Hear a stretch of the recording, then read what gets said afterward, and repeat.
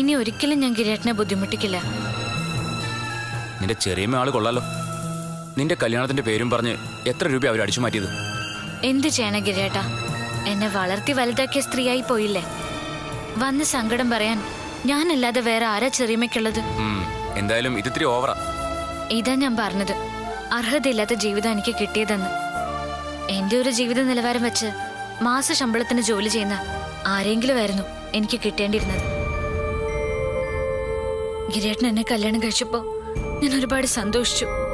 പക്ഷെ ആ സന്തോഷത്തിന് അതിരുകളുണ്ടെന്ന് ഇപ്പോഴെനിക്ക് മനസ്സിലായത്. നിങ്ങൾ ആരും ഞാൻ കുറ്റം പറയില്ല. എല്ലാം എന്റെ ഗതികേടാ, എന്റെ വിധി. കാശ് കൊടുക്കാതിരുന്ന ചെറിയമ്മ കരുതും മനഃപൂർവ്വം ഞാനത് കൊടുക്കാത്തതാന്ന്.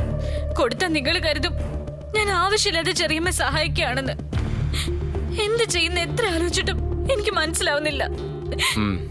കാശൊക്കെ ഞാൻ തരാം, പക്ഷേ അത് ചെറിയമ്മയ്ക്ക് തന്നെ കൊടുക്കണം. അല്ലാതെ അന്ന് സ്വർണം പോയതുപോലെ ഇതും പോകരുത്. എന്നെ ഇപ്പോഴും വിശ്വാസമില്ലേ ഗിരിയേട്ടന്? വിശ്വാസം പലപ്പോഴും നമ്മൾ ഉണ്ടാക്കിയെടുക്കുന്നതല്ലേ നന്ദിനി. ഒരു തവണയൊന്ന് നഷ്ടപ്പെടുത്തിയ തിരിച്ചു പിടിക്കാൻ വലിയ പ്രയാസമാണ്. ശരി, എന്നാ കാശ് വേണ്ട. ചെറിയമ്മയോട് ഞാൻ എന്തെങ്കിലും നുണ പറഞ്ഞോളാം. അതിന്റെ ഒന്നും ആവശ്യമില്ല. ഇത്തവണത്തേക്ക് കൂടി ഞാൻ കാശ് തരാം, പക്ഷേ ഇത് അവസാനത്തെ ആയിരിക്കും. ഇനി ഞാൻ സഹായിക്കില്ല, അത് ഓർമ്മ വേണം.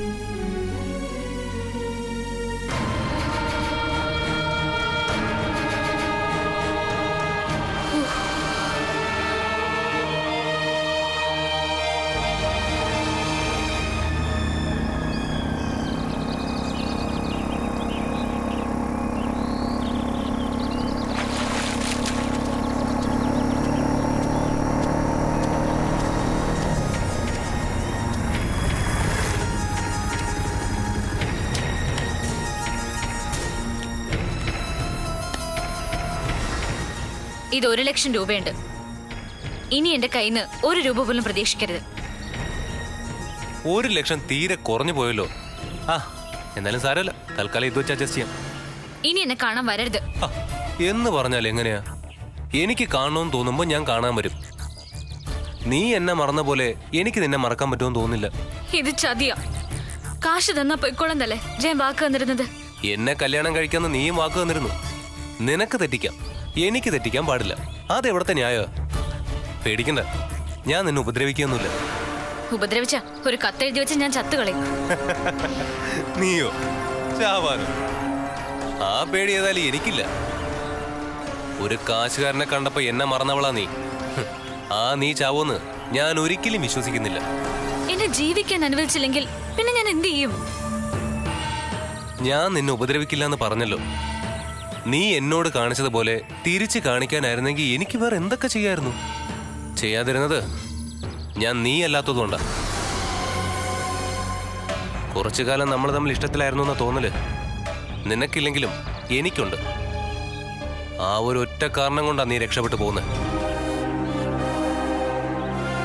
എന്നുവെച്ച് എന്നേക്കുമായി എന്നെ അങ്ങ് ഒതുക്കി എന്ന് വിചാരിക്കരുത്.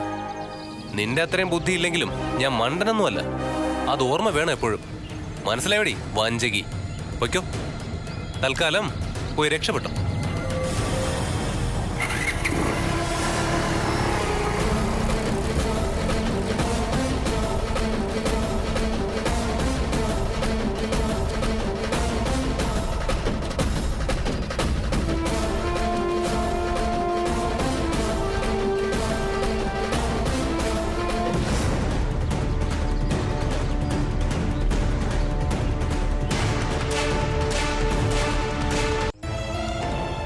എന്നെ മനസ്സിലായോ? നന്ദിനിയുടെ ഏട്ടത്തി. ഓ, കുറച്ച് ദിവസമായിട്ട് ജയനെ ഒന്ന് കാണുന്നുണ്ടായിരുന്നു. അതിനുള്ള നേരം ഒത്തുവന്നത് ഇപ്പോഴാണെന്ന് മാത്രം. എന്താ നിങ്ങളും നന്ദിനിയും തമ്മിലുള്ള പ്രശ്നം? അത് വെറും മാന്യമായിട്ടുള്ള കാര്യമാണെന്ന് ഞാൻ വിശ്വസിക്കുന്നില്ല. ജയൻ നന്ദിനിയെ കണ്ടതും കാശ് വാങ്ങിക്കുന്നതും ഞാൻ കണ്ടു. ഇനി ഒന്നും ഒളിക്കണ്ട.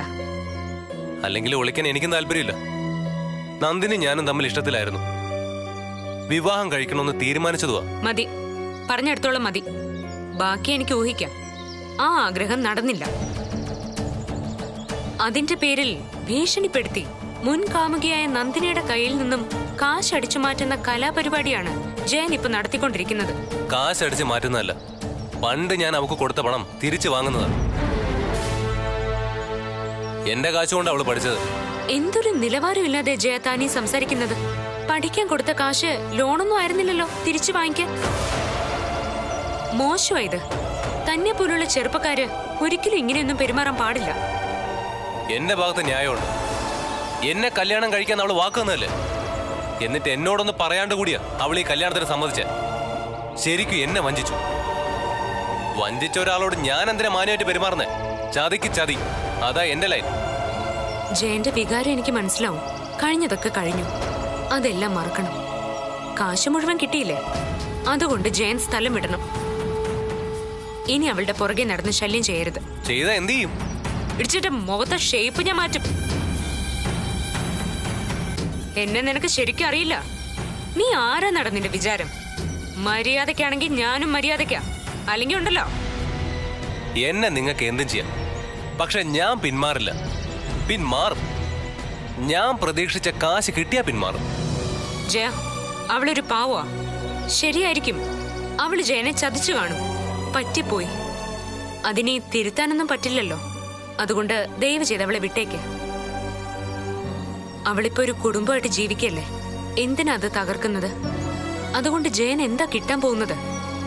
എനിക്കാരുടെ ഒന്നും തകർക്കണമെന്ന് ഒരു നിർബന്ധവുമില്ല. കാര്യം കഴിഞ്ഞപ്പോ കറിവേപ്പില പോലെയാ അവൾ എന്നെ എടുത്ത് കളഞ്ഞത്. അതെന്നെ വല്ലാതെ നോവിച്ചു. ആ വേദന മാറണം. മാറുന്നവരെ ഞാൻ ഇവിടെയൊക്കെ തന്നെ ഉണ്ടാവും. ആരെതിർത്താലും എതിർത്തില്ലെങ്കിലും.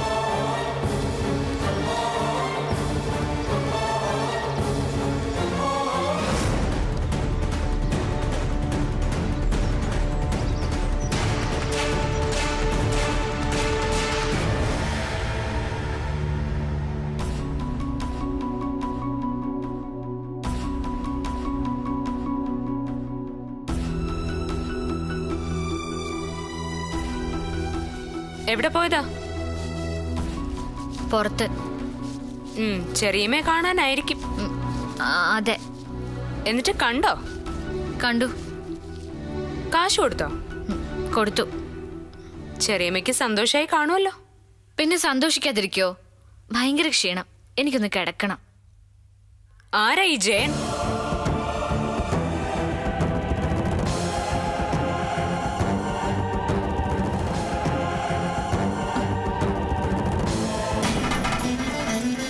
ചോദിച്ചത് കേട്ടില്ലേ? ജയൻ ആരാന്ന്? ജയൻ എന്താ അങ്ങനെ ഒരാളെ അറിയില്ലേ? ഒപ്പം പഠിച്ചിരുന്ന, ഇപ്പോ മൈസൂർ ജോലി ചെയ്യുന്ന അറിയില്ലേ?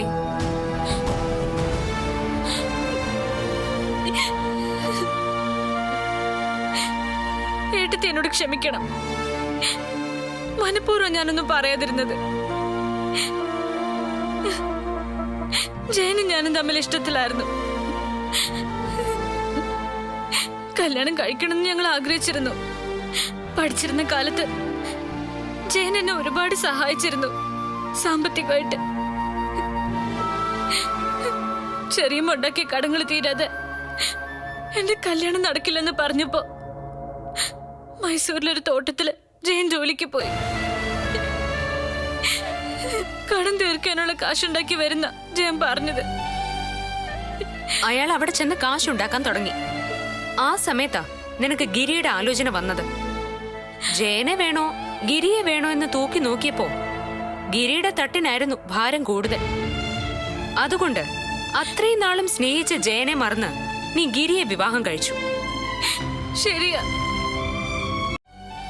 ജയനെ വേണോ ഗിരിയെ വേണോ എന്ന് തൂക്കി നോക്കിയപ്പോ ഗിരിയുടെ തട്ടിനായിരുന്നു ഭാരം കൂടുതൽ. അതുകൊണ്ട് അത്രയും നാളും സ്നേഹിച്ച ജയനെ മറന്ന് നീ ഗിരിയെ വിവാഹം കഴിച്ചു. ശരിയാ. നല്ലൊരു ജീവിതം കിട്ടുന്നറിഞ്ഞപ്പോ ഞാൻ ജയനെ മറന്നു. പക്ഷെ അതിന് ഞാൻ പ്രായശ്ചിത്വം ചെയ്തു. ഇതുവരെ കുറെ ലക്ഷങ്ങൾ ഞാൻ ജയന് കൊടുത്തു കഴിഞ്ഞു. ഓരോ തവണ കൊടുക്കുമ്പോഴും അതോടെ എല്ലാം അവസാനിക്കുന്നായിരുന്നു എന്റെ ചിന്ത. പക്ഷെ ഒന്നും അവസാനിച്ചില്ല. ജയൻ പിന്നെയും പിന്നെയും കാശ് ചോദിക്കാൻ തുടങ്ങി. ഇതിങ്ങനെ പോയ എവിടെ ചെന്ന് അവസാനിക്കും? എനിക്കറിയില്ല അടുത്തി. നിങ്ങളോട് പറഞ്ഞ പ്രതികരണം എന്തായിരിക്കും അറിയാത്തതുകൊണ്ടാ ഇതുവരെ ഞാൻ അതിന് തയ്യാറാവാതിരുന്നത്. എനിക്ക് ഈ ജീവിതം നഷ്ടപ്പെടരുതെന്ന് നല്ല ആഗ്രഹമുണ്ട്. ജയൻ എന്ന പ്രശ്നത്തിൽ നിന്ന് രക്ഷപ്പെടണമെന്ന് നീ ആഗ്രഹിക്കുന്നുണ്ടോ? ശരിക്കും ആഗ്രഹിക്കുന്നുണ്ട്. അതിനെന്താ വഴി കണ്ടുവച്ചിരിക്കുന്നത്? വഴിയൊന്നും മനസ്സിൽ തെളിയുന്നില്ല. എടുത്തി ഗിരിയേട്ടനൊന്നും അറിയരുത്. എനിക്ക് ആങ്ങളമാരുണ്ടായിരുന്നെങ്കിൽ ആ വഴിക്കെങ്കിലും നോക്കായിരുന്നു. ഇത് ഞാൻ സഹായിച്ചാലോ?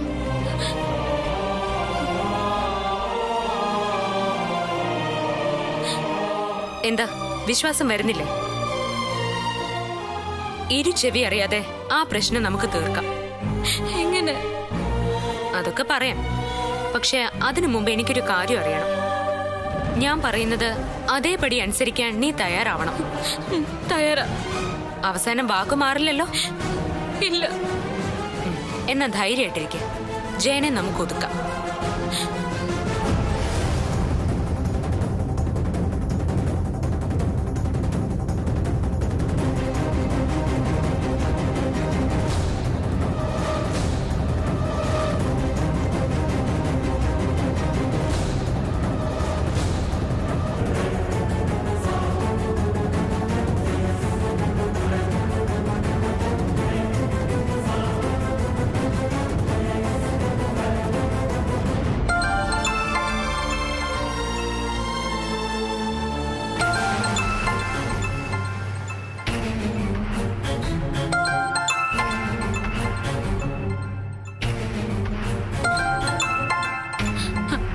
എടുത്തി അയാളെ വിളിക്കുന്നുണ്ട്. എടുക്ക, എന്നിട്ട് സ്പീക്കറിലിട്. ഹലോ. ഞാനാ. എന്തായി കാശിന്റെ കാര്യം? തരാം. എപ്പോ? ഇന്ന് തന്നെ തരാം. അങ്ങനെ വഴിക്ക് വാ. എടി, നീ ഇത് നേരത്തെ പറഞ്ഞിരുന്നെങ്കിൽ ഈ വഴക്കിന്റെയൊക്കെ വല്ല ആവശ്യം ഉണ്ടായിരുന്നു? എന്നെ കാണാൻ വന്ന ആ തടിച്ചോട് എനിക്കെല്ലാം പറയേണ്ടി വന്നു. അതെന്റെ കുറ്റമല്ലോന്ന് നിനക്കറിയാലോ. ഞാൻ ചോദിക്കുന്നത് മുഴുവൻ നീ തന്നിരുന്നെങ്കിൽ ഒരിക്കലും ഞാനത് ചെയ്യില്ലായിരുന്നു. എന്നിട്ട് അവൾ എന്ത് പറഞ്ഞു ആ തടിച്ചി? എന്നെ കുറെ ഉപദേശിച്ചു. ഇനി ഒരിക്കലും ജനെ കാണരുതെന്ന് പറഞ്ഞു.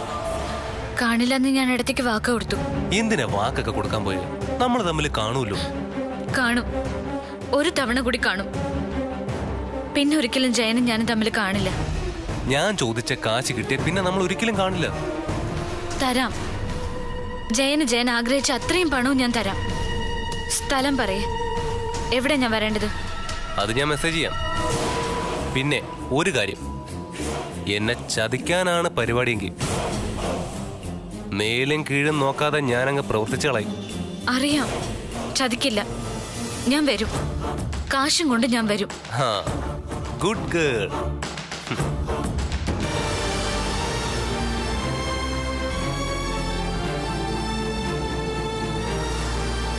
എന്തിനാ അങ്ങനെയൊക്കെ പറയാൻ പോയത്? കാശ് കൊടുക്കാന്നാണോ ചേച്ചി പറയുന്നത്? കാശ് കൊടുക്കാനോ? അവനോ? അവന് കൊടുക്കേണ്ടത് കാശല്ല, നല്ല ഇടിയാ. അത് ഞാൻ കൊടുത്തോളാം. ഏട്ടത്തിയോ? അതെ, ഞാൻ തന്നെ. അവൻ പറയുന്ന സ്ഥലത്ത് കാശ് കൊണ്ടുപോകുന്നത് നീ ആയിരിക്കില്ല, ഞാനായിരിക്കും. കൊടുക്കാനുള്ളത് കൊടുത്തിട്ടേ ഞാൻ അവനെ യാത്രയാക്കൂ. അയ്യോ എടുത്തി, അത് വേണ്ട. ജയം മഹാ അപകടകാരിയാ. ഞാൻ അതിലും വലിയ അപകടകാരിയാ. അവൻ എടുത്തി ഉപദ്രവിച്ചാലോ? ഉപദ്രവിക്കട്ടെ. തിരിച്ചെനിക്ക് ചെയ്യാൻ പറ്റുന്നത് ഞാനും ചെയ്യും. അവനെ പോലും ഒരുത്തനെ പേടിച്ചെന്തായാലും ഞാൻ ജീവിക്കില്ല.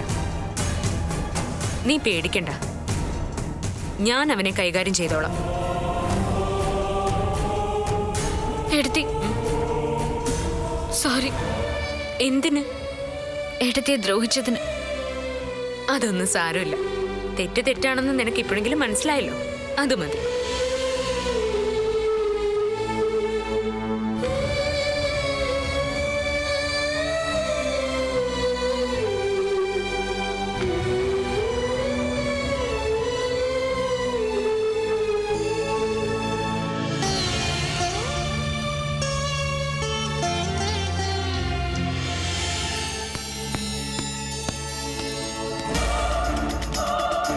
ഓ, നിങ്ങളെയാണോ പറഞ്ഞു വിട്ടെ? ആര് വന്നാലെന്താ, തനിക്ക് കാശ് കിട്ടിയാ പോരെ? ആ, എത്രയുണ്ട്? അതൊക്കെ പറയാം. അതിനു മുമ്പ് ഒരു ഉറപ്പ് ജയൻ തരണം. പാലിക്കുമെന്ന് എനിക്കും കൂടി ബോധ്യപ്പെടുന്ന ഒരു ഉറപ്പ്. ഈ കാശ് കിട്ടിയ പിന്നെ ഒരിക്കലും ജയൻ നന്ദിനിയുടെ ജീവിതത്തിലേക്ക് വരരുത്, ഒരു നിഴലായിട്ട് പോലും. അങ്ങനെ ഉറപ്പൊന്നും എനിക്ക് പറയാൻ പറ്റില്ല. വരണമെന്ന് തോന്നിയാ വരും. നീ വരുവോ? വരും. എന്നാ അതെനിക്കൊന്ന് കാണണമല്ലോ.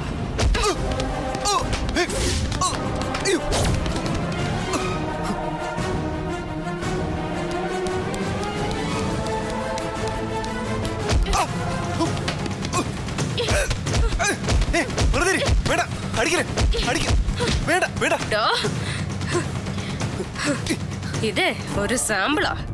ഇതിനേക്കാൾ വലുത് വേണോ വേണ്ടോ എന്ന് തീരുമാനിക്കേണ്ടത് നീയാ. നന്ദിനിക്കൊരു പ്രശ്നം വന്നാ ഞങ്ങൾ അവളുടെ കൂടെ ഒറ്റക്കെട്ടായിട്ട് നിൽക്കും. അതാടാ എന്റെ വീട്ടിലെ പാരമ്പര്യം. മര്യാദയ്ക്ക് പോവാൻ നോക്ക്, അല്ലെങ്കിൽ തല്ലുകൊണ്ട് നീ ചാവും.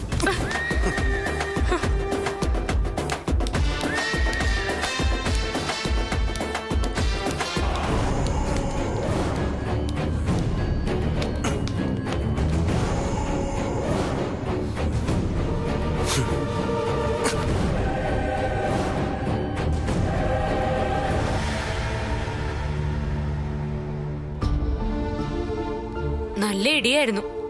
ഇനി ഒരിക്കലും അവൻ നിന്നെ ശല്യപ്പെടുത്താൻ വരില്ല. പകയുള്ളവൻ അജയ്. ആ പകയുടെ പല്ലൊക്കെ ഞാൻ പിഴുതു കളഞ്ഞു. ഇനി അവൻ തലപൊക്കണമെങ്കിൽ ഇത്തിരി പാടാ. താങ്ക് യു എടുത്തി. നന്ദിയൊക്കെ അവിടെ നിക്കട്ടെ. ഈ പ്രശ്നത്തിൽ നിന്ന് നന്ദിനി എന്ത് പാഠമാണ് പഠിച്ചത്? പാഠം ഒന്നും പഠിച്ചില്ലേ? നന്ദിനി, ഒരു പ്രശ്നം വന്നാ അത് സ്വയം കൈകാര്യം ചെയ്യാൻ പറ്റുന്നതാണെങ്കിൽ കൈകാര്യം ചെയ്യാം. പറ്റിയില്ലെങ്കിൽ അത് മറ്റുള്ളവരോട് പറഞ്ഞ് കൈകാര്യം ചെയ്യണം. അല്ലെങ്കിൽ ഇപ്പൊ ചെന്ന് പെട്ടതുപോലുള്ള അപകടത്തിൽ ചെന്ന് പെടും. ഇതാണ് ഒന്നാമത്തെ പാഠം. രണ്ടാമത്തെ പാഠം, ആളുകളെ സ്വന്തം അനുഭവത്തിന്റെ അടിസ്ഥാനത്തിൽ വേണം വിലയിരുത്താൻ, അല്ലാതെ മറ്റുള്ളവർ പറയുന്നത് കേട്ടല്ല.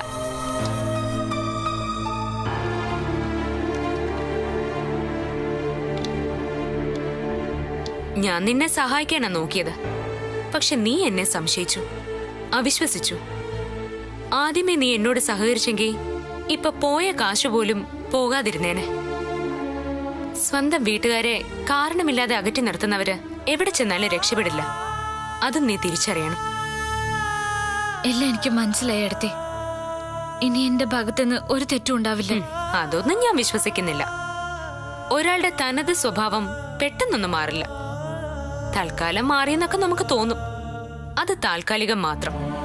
പിന്നെയും കറങ്ങിത്തിരിഞ്ഞ് അത് പഴയ രൂപത്തിലേക്ക് പോകും. ഞാനങ്ങനെ ആയിരിക്കില്ല എടുത്തി. എന്റെ ജീവിതം തകർക്കുമായിരുന്ന ഒരു വലിയ പ്രശ്നത്തിൽ നിന്നാ എടുത്തി എന്നെ രക്ഷിച്ചത്. അതിന്റെ നന്ദി എന്നും എനിക്കുണ്ടായിരിക്കും. നന്ദി ഒന്നും കാണിച്ചില്ലെങ്കിലും എന്നെ ഉപദ്രവിക്കാതിരുന്നാ മതി. വേദയും ഇത് തന്നെയാ ചെയ്തുകൊണ്ടിരുന്നത്. അവളെ ഞാൻ സഹായിക്കാൻ ശ്രമിക്കും, അവൾ എന്നെ ഉപദ്രവിക്കും. അവസാനം എന്തായി?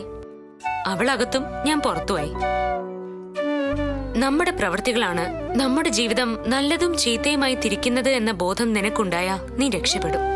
ആ ബോധം എന്നും എനിക്കുണ്ടായിരിക്കും എടുത്തി. അത് മതി. എനിക്കറിയാവുന്ന ജയൻ അത്ര പെട്ടെന്നൊന്നും മടങ്ങിപ്പോവില്ല. അയാളിന് വേറെന്തെങ്കിലും കുഴപ്പമുണ്ടാക്കോ? എന്ത് കുഴപ്പമുണ്ടാക്കാൻ? കുഴപ്പമുണ്ടാക്കിയാൽ അതവന്റെ അവസാനമായിരിക്കും. ബുദ്ധിയുണ്ടെങ്കിൽ അവൻ നിന്നെ മറക്കും. ഇല്ലെങ്കിൽ ഇല്ല. എന്റെ അടിയുടെ ചൂട് ശരീരത്തിലുള്ളിടത്തോളം കാലം അവനൊന്നും ചെയ്യില്ല.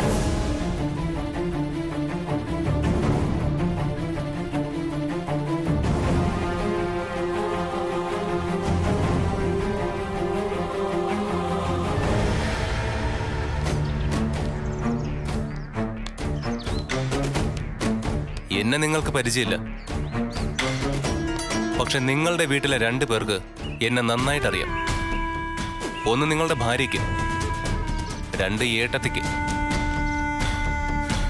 ഭാര്യയും ഞാനും തമ്മിലുള്ള ബന്ധം എന്തായിരുന്നെന്ന് അവളോട് തന്നെ ചോദിച്ചാൽ മതി.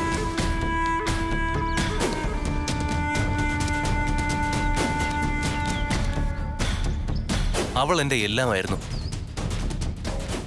എല്ലാമായിരുന്നു എന്ന് പറഞ്ഞാ എന്താണ് അർത്ഥമാക്കുന്നതെന്ന് നിങ്ങൾക്ക് നന്നായിട്ട് മനസ്സിലാവും. കാരണം നിങ്ങൾ ഒരു പുരുഷനാണ്. എന്നെ ചതിച്ചവളെയാ നിങ്ങളിപ്പോ കെട്ടിയിരിക്കുന്നത്. എന്നെ ചതിച്ചവള് നിങ്ങളെയും ചതിക്കും.